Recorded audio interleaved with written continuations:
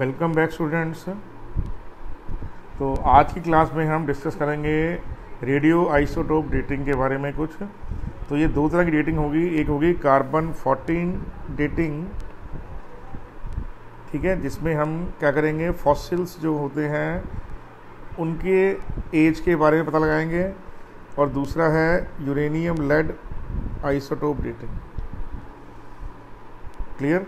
तो जो carbon 14 dating है ये लिविंग ऑर्गेनिज्म के लिए बेसिकली होती है, और uranium lead isotope dating mainly minerals के और रॉक्स के और डिफरेंट टाइप्स ऑफ जो सेडिमेंट्री आपको मटेरियल मिलता है उसकी एज को फिक्स करने के लिए होता है। क्लियर। तो यहाँ पर देखा गया है कि रेडियो आइसोटोप डेटिंग है क्या, तो समझते हैं। यहाँ पे radio isotope dating referred to as carbon 14 dating. It is a method for determining the age of an object containing organic material by using properties of a radiocarbon, that is radioactive carbon. तो carbon के दो isotopes हैं, carbon 12 और carbon 14। उसमें से जो carbon 14 है ये रेडियो एक्टिव है। क्या बेटे, ये रेडियो एक्टिव है। क्या है यहाँ पे, रेडियो एक्टिव है। क्लियर आपको ये बात? श्योर। जो कार्बन 14 है वो नाइट्रोजन में कन्वर्ट हो जाता है बाय इमिटिंग ए बीटा पार्टिकल, बाय इमिटिंग ए बीटा पार्टिकल। ये हमने ऑलरेडी पढ़ाया हुआ है आपको, ठीक है। तो ये जो पर्टिकुलर रिएक्शन है ये हम यूज़ करेंगे रेडियो आइसोटोप डेटिंग में। क्लियर है। जो फ्रेश सैंपल होता है किसी भी, मान लीजिए आपने अभी अभी कोई पत्ता तोड़ लिया है, अभी अभी अपने कोई बाल तोड़ लिया है, अभी अपनी हल्की सी आपने कोई स्किन का एक सेल उतार लिया है, या अभी अभी एक पेड़ का तना काट दिया आपने, तो वो क्या है, फ्रेश सैंपल है आपके पास कार्बन 14। तो उसकी जो रेडियो एक्टिविटी डिके होती है, जिसको हम एक्टिविटी बोलते हैं, वो हो जाएगी A0 फ्रेश सैंपल की। तो वो होती है 3.8 जो आपके पास है पार्टिकल पर मिनट।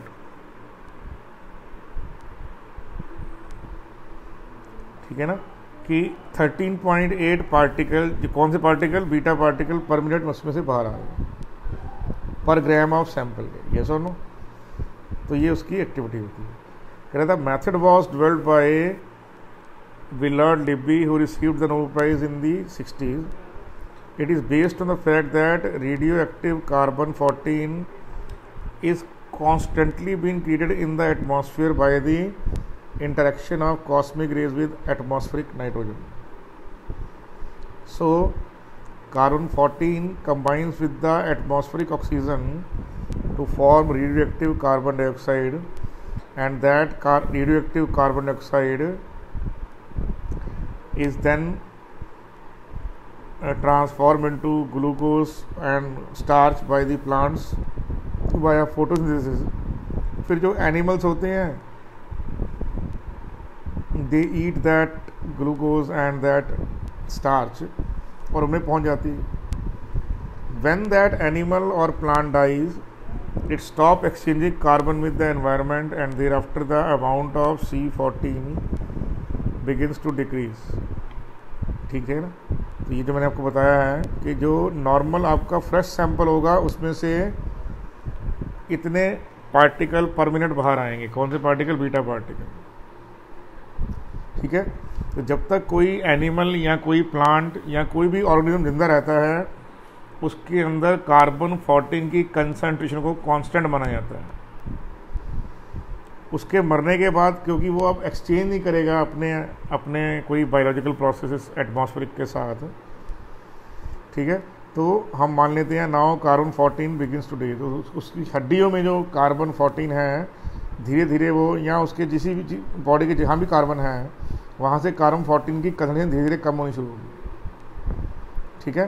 तो यहाँ पे लिखा हुआ है the older a sample is that less carbon 14 there be detected, and because the half life of carbon 14 is about 5730 years.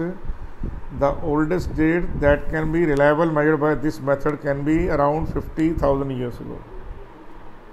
ठीक है, क्लियर है। आजकल जो नए मेथड हैं उनसे हम बहुत पुरानी एज के बारे में पता लगा सकते हैं। ये जो बताया गया आपको, ये पुरानी टेक्निक के लिए बताया गया है। नई टेक्निक से अब हम, क्योंकि उसमें क्या करते हैं, हम कार्बन को बेंजीन में कन्वर्ट करके एनालाइज करके बता सकते हैं कि कितने पुराना ये बायोलॉजिकल सैंपल है। Are you sure? क्लियर ये बात आपको बेटे?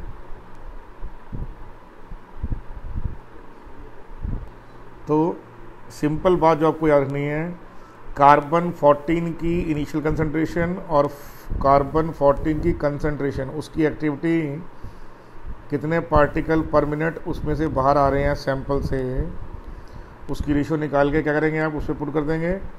तो T इज इक्वल टू क्या होगा, 2.303 के log initial concentration of carbon 14 bye final concentration of carbon 14।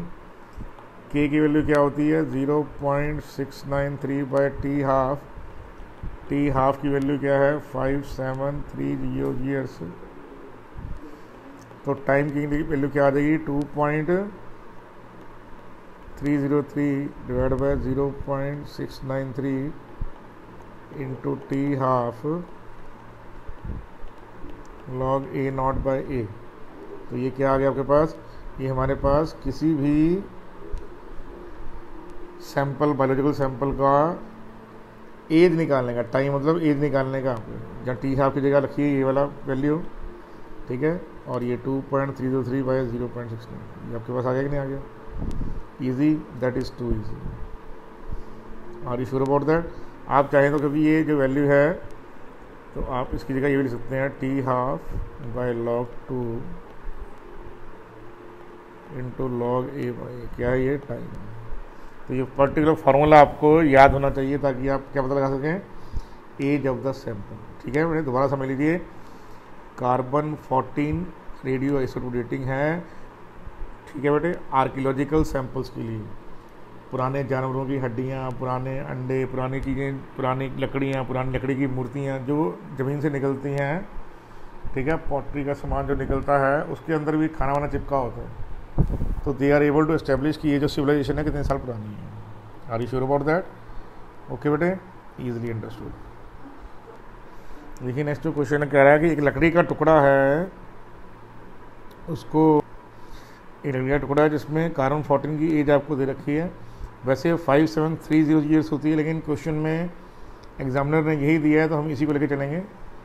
ठीक है, कह रहा है उसको, लकड़ी को हमने गाड़ दिया ज़मीन के अंदर खड्डा करके, उस समय उसमें कार्बन 14% थी, 1%।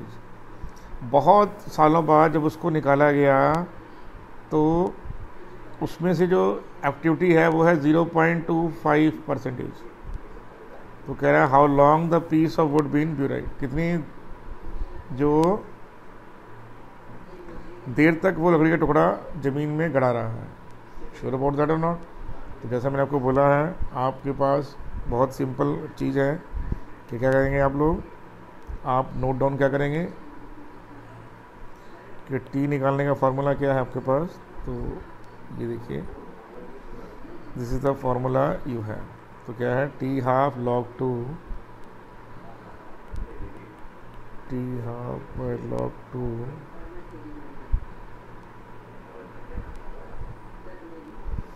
Log A naught by A. तो टी हाफ है 5760 ईयर्स, लॉग 2 है 0.301, ये लॉग 1 है, ये 0.25 है, तो ये लॉग 4 हो गया। तो टी के लिए कितनी आ गई, 5760 0.301 लॉग 4। तो आप इसको सॉल्व कीजिए, तो 5760 0.301, तो ये हमारे पास क्या आ गया, 2 log 2। तो 2 log 2 से ये कैंसिल आउट हो गया, ये वैल्यू log 2 की है, 5760 इंटू 2। आंसर क्या आ गया आपके पास,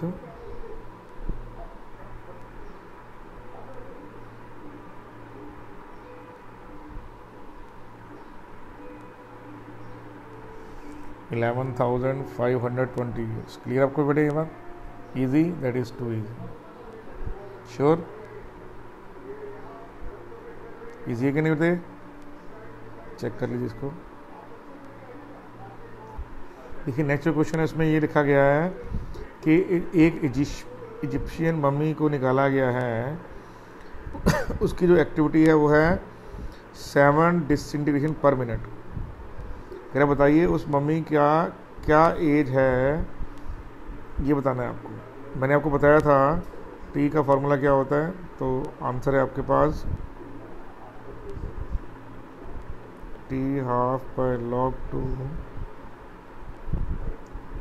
log a naught by a। Clear आपकी बात? श्योर अबाउट दैट और नॉट? मतलब ये इसमें कोई गड़बड़ नहीं है, यही आप वैल्यू आपने हमेशा पढ़ी हुई है, के लॉग एक ही बात है, ठीक है बेटा कि नहीं?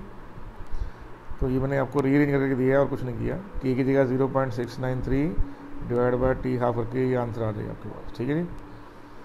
तो अब सबको मालूम है जो इनिशियल एक्टिविटी होती है, इनिशियल जो एक्टिविटी है सैंपल की वो क्या होती है 13.8। देखिए ये आपको बताया मैंने, देखिए ये बताया था मैंने आपको कि ये 13.8 dpm होती है activity fresh sample of carbon 14 की, ठीक है? क्लियर नहीं क्लियर? Sure about that? तो इनिशियल जो एक्टिविटी है वो है इतना dpm है, तो ये ए नॉट हो गया। ए की वैल्यू आपको दे रखी है, कितनी है 7 dpm। तो टी की वैल्यू कितनी आ गई आपके पास 2.303 के, या फिर सॉरी देखिए हम क्या कर सकते हैं, हम एक्टिविटी का यहाँ पे ले सकते हैं, ठीक है? 13.8 को 14 हम ऑलरेडी डिस्कस कर चुके हैं ये आइडिया कि हम जहाँ एक्टिविटी जो है उसको हम रेट ले सकते हैं। कैसे? देखिए जो एक्टिविटी है वो होती है के इनटू नंबर ऑफ एटम्स। तो इनिशियल एक्टिविटी क्या होगी, initial number of atoms. Final activity क्या होगी, फाइनल नंबर ऑफ एटम्स।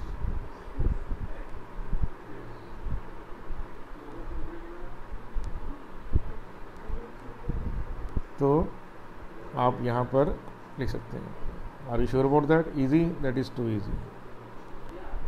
देखिए ये एक इलस्ट्रेशन भी है यहाँ पे कि कितना हमारे पास रेशो होगा। देखिए कार्बन 14 जो है, जो कार्बन 14 है हमारे पास, चेक कीजिए ध्यान से, कार्बन 14 है उसका कंसंट्रेशन धीरे धीरे कम होता जा रहा है,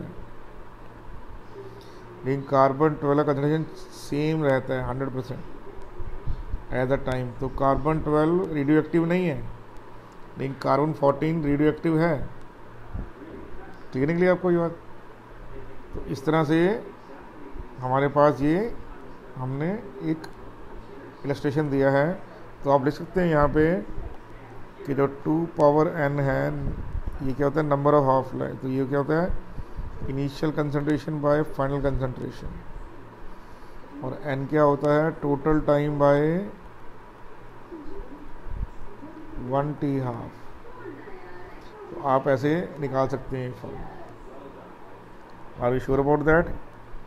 क्लियर है बेटा आपको ये बात? दोबारा समझिए, कार्बन 12 कंसंट्रेशन एक सैंपल में कभी चेंज नहीं होती, लेकिन carbon 14 concentration it will keep on decreasing after that many years. ठीक है ना? तो वो धीरे धीरे कम होती जाएगी। Sure about that? 50% कितना हो गया? ठीक है, इतने सालों में हो गया। Are you sure about that?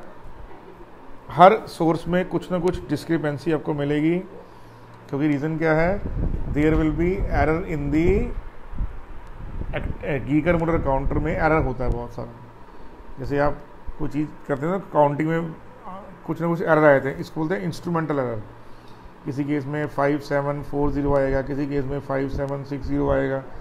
Reason क्या होगा, इंस्ट्रूमेंट की अपनी कंस्ट्रेंट होती है इन काउंटिंग द जिसको बोलते हैं हम बीटा पार्टिकल। ओके बेटे, अब हम चेक करेंगे next about the uranium lead isotope dating. तो आपको पहला का जो क्वेश्चन है, how geologist able to determine the age of the old rocks. तो इसमें दो फॉर्मूले हैं, एक है relative dating, determine whether the rocks is older और younger than a given rock, और दूसरा है absolute dating, using radiometric dating technique to determine how long ago the rock is form sorry. तो हम यहाँ पर एब्सोल्यूट डेटिंग के बारे में पढ़ेंगे। Are you sure about that? Clear ये बात आपको?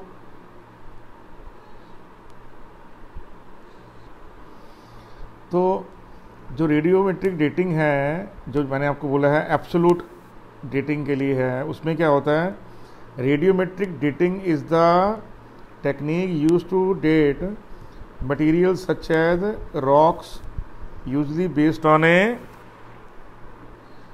comparison between the observed abundance of a naturally occurring radioactive isotope and its decay product। जैसा कि हम इस केस में चेक करेंगे, जो यूरेनियम है वो जाकर लेड में जाकर स्टेबल होगा, तो यूरेनियम और लेड के रेशियो से हम निकाल लेंगे कि एज ऑफ द रॉक क्या है। तो क्या है यहाँ पर, geologist use radiometric dating to estimate how long the rock formed and to infer the age of the fossils containing within those rocks. Among the best known techniques are radiocarbon dating, जो हमने पढ़ ली है, potassium argon dating and uranium lead isotope dating। Clear आपको? Sure about that बेटे? तो अब हम पढ़ेंगे regarding the uranium lead isotope dating. देखिए, अब हम अगर एज जानना चाहते हैं किसी रॉक्स की, तो यूरेनियम लेड इसमें क्या होगा, ये 235 और 207 के बीच का हमारे पास रेशो है। ज़्यादातर जो बेसिकली रॉक्स में यूज होता है वो 238 और 206 का होता है।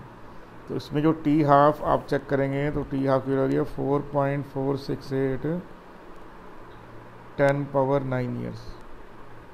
मतलब क्या होगा, यूरेनियम अगर 1 ग्राम है तो उसको हाफ ग्राम होने में कितना टाइम लगेगा, that many years will take place. Are you sure about that? तो ये सिंपल सी आपको टेक्निक बतानी है। दूसरा, यहाँ पर रुबोडियम स्ट्रॉन्शियम भी है और पोटाशियम आर्गन भी है, ठीक है, लेकिन उसके मुकाबले में जो यूरेनियम लेड आइसोटोप डेटिंग है ये ज़्यादा पॉपुलर है। Are you sure about that? Clear? तो ये देखिए यूरेनियम लेड, इसमें हम आइसोटोप की नेमिंग रखिए यूरेनियम, हमें कोर्स में ये वाला है। अब ये मिलता क्या मटेरियल, जिरकॉन में, यूरेनाइट में, पिच ब्लेंडे में, ये हमारे कोर्स में है, इसलिए इस वजह से, क्योंकि आप पढ़ेंगे एक चैप्टर पढ़ेंगे ओर्स के बारे में, तो ओर्स में इनके नाम आए हुए हैं, इस वजह से ये थोड़ा सा ज़्यादा इम्पोर्टेंट हो जाता है। क्लियर आपको ये बात? तो वैसे चारों में से कोई भी यूज़ हो सकता है, लेकिन ये मोस्ट पॉपुलर है, ठीक है जी, कि ये पेरेंट एलिमेंट है, ये डॉटर एलिमेंट है, इसके रेशो से हम निकाल लेंगे कि कितना एज है उस रॉक का। मैं दोबारा बता रहा हूँ, एक रॉक में कितना यूरेनियम है, कितना लेड है, उसके अमाउंट की प्रेजेंस से हम किसी रॉक की एज के बारे में पता लगा सकते हैं। तो जो ये टेक्निक है, इस टेक्निक में क्या दिखाया गया है, इस टेक्निक में ये हम लेके चलते हैं कि initially there is only uranium in the rock, कि जब रॉक बनी थी तो उस समय केवल क्या था उसके अंदर, उसमें सिर्फ 100%, ये चेक कीजिए, 100% यूरेनियम था, लेड था ही नहीं उसमें, उस रॉक में यूरेनियम था, लेड नहीं था। This is a multi-step decay series. Uranium-238 has the longest half-life of this much. ठीक है ना, ये आपको मैं बता दिया है।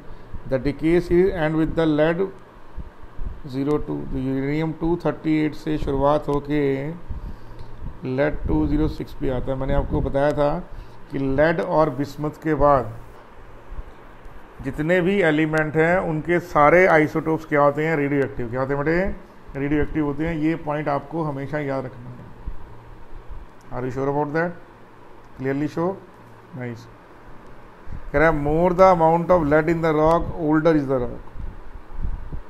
ठीक है, तो उसमें बोला है कि लेड 206 इसका एटॉमिक मास है, has less mass than uranium 238 जिसका मास 238 EMU, लेकिन मोल रेशो में ये इक्वल है कि 1 mole of lead will obtain from 1 mole of uranium. ठीक है, मैं आपको इसका इलस्ट्रेशन करके दिखाता हूँ अभी कि how you are able to find it. ठीक है, देखिए कैसे होगा यहाँ पे।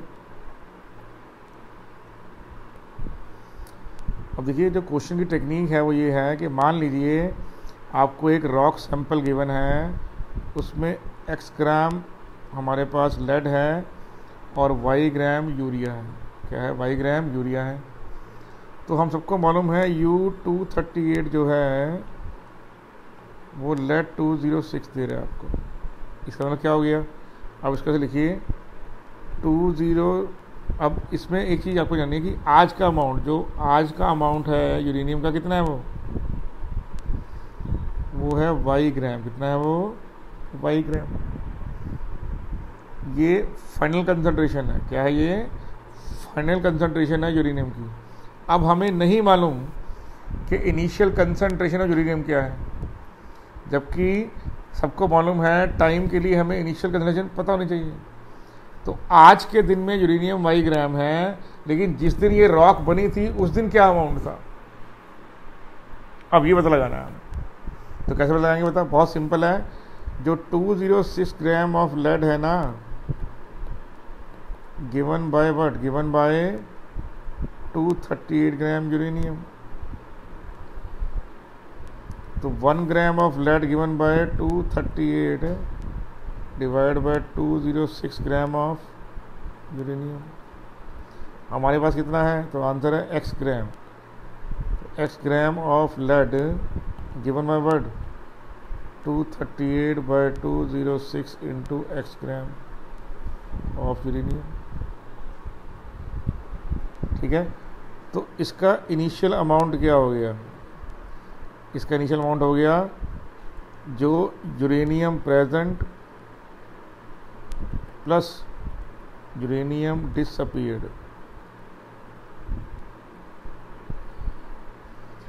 तो यूरेनियम प्रेजेंट कितना है? प्रेजेंट है y ग्राम। कितना डिसअपीयर हुआ?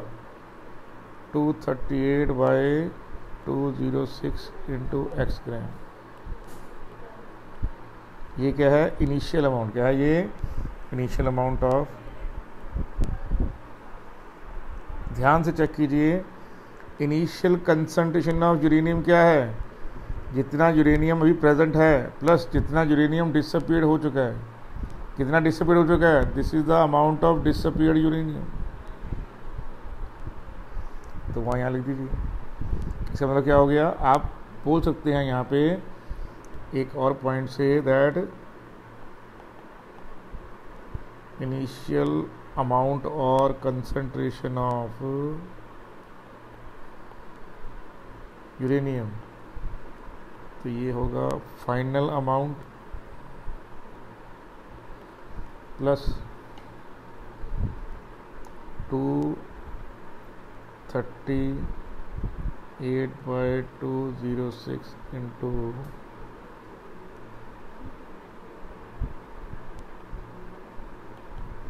Amount of lead into amount of lead.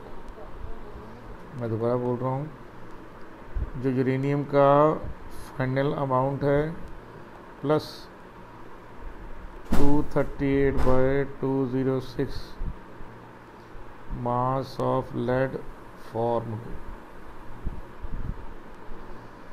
ये क्या है हमारे पास? Initial concentration of uranium. ठीक है ना? तो हमारे पास आंसर क्या आ गया? अब टाइम पीरियड वैल्यू क्या आ गई? 2.303 के log initial amount by final amount. Final amount तो पता ही आपको, तो आप बोल सकते T is equal to T half by log 2 log initial amount of uranium by final amount of uranium. Age of sample निकलेगा। यस और नो? ये फार्मूला आपको रट लेना है अच्छे ढंग से। This is very very important, क्योंकि ये तो क्वेश्चन में गिवन नहीं होगा। चेक कर लीजिए ध्यान से।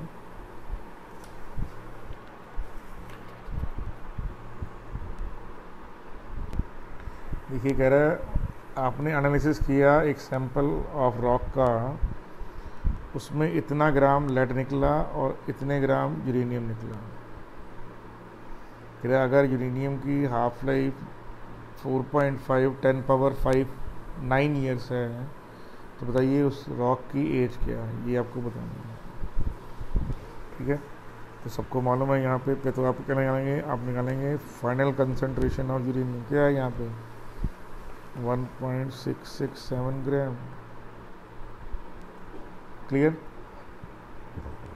अब इनिशियल क्या है, इनिशियल होगी final concentration plus 238/206 into mass of lead obtain 1.667 plus 238/206 into कितना अमाउंट लेड का 0.277। तो क्या आंसर आएगा बेटा यहाँ पे 1.667 प्लस। तो जब इसको आप सॉल्व करेंगे, सॉल्व करने पर ये 1.987 और ये initial amount of uranium by final amount of uranium आपके पास आ गए यहाँ पे। ठीक है बेटे, आ गया ना। अब क्या होगा यहाँ पे, आप अब इसके बाद नोट कर लीजिए इसका टाइम पीरियड। तो वो क्या होगा, वो होगा T is equal to T half by log 2 log initial by final concentration. तो ये 4.510 power 9 years 0.301 log u not by ut क्या हो जाएगा 1.987 बाय 1.662। तो अब इसको आप लॉग लेके सॉल्व कर लीजिए। तो टाइम आ गया, ये लॉग रखा हमने, तो वैल्यू कितनी आ गई 1.14710 पावर 9 ईयर्स। ये क्या है बेटे आपके पास, एज ऑफ द सैंपल आ गई। क्या एज ऑफ द सैंपल आ गई। Are you sure about that. इसको बोलते हैं इजीली श्योर।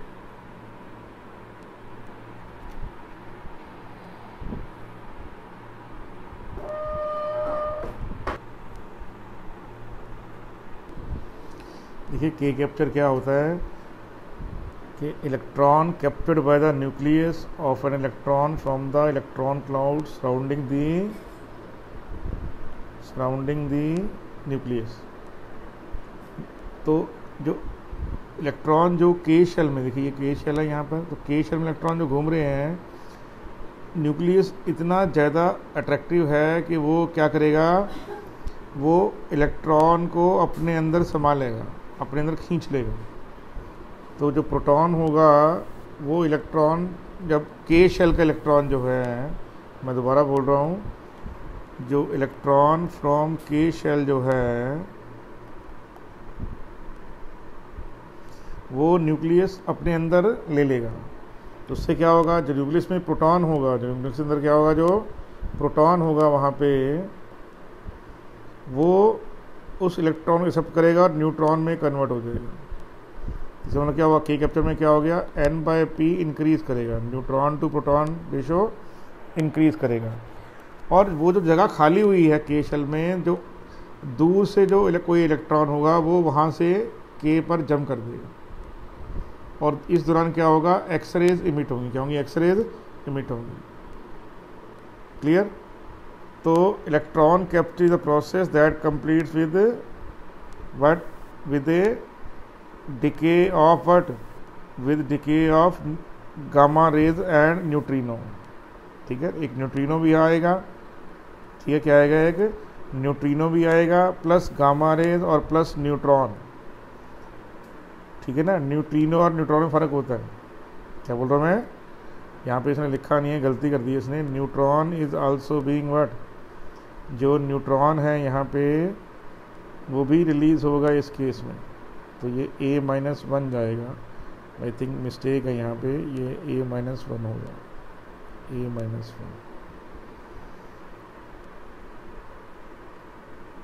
रीज़न क्या है,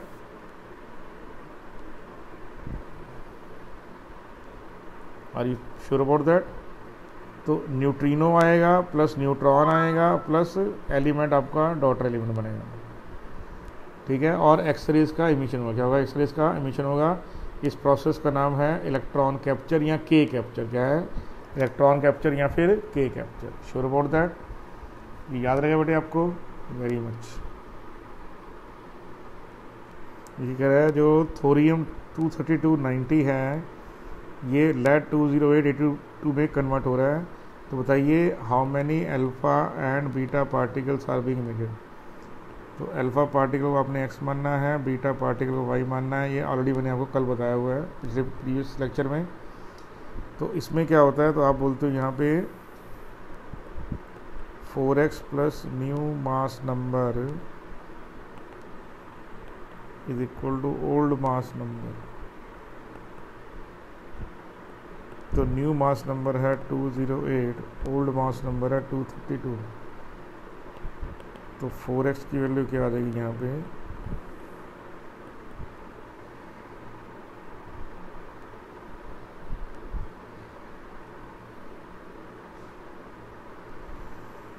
तो ये आंसर आ गया आपके पास 24।